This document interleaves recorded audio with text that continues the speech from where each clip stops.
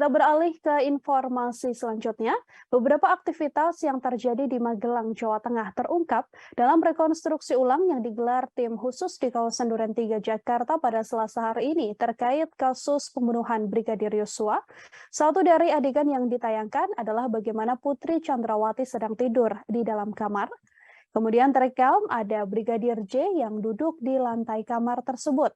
Dalam rekonstruksi ini terlihat bagaimana Putri Chandrawati mengenakan baju serba putih meski sudah berstatus sebagai tersangka, yang mana Putri Chandrawati tidak mengenakan baju tahanan dalam rekonstruksi tersebut. Dalam adegan yang diberagakan oleh pemeran pengganti Brigadir Yosua, terlihat Putri Chandrawati digambarkan berada di dalam kamar dan sedang tidur. Tampak di sana Brigadir Yosua berada di samping kasur yang ditempati oleh Putri Chandrawati.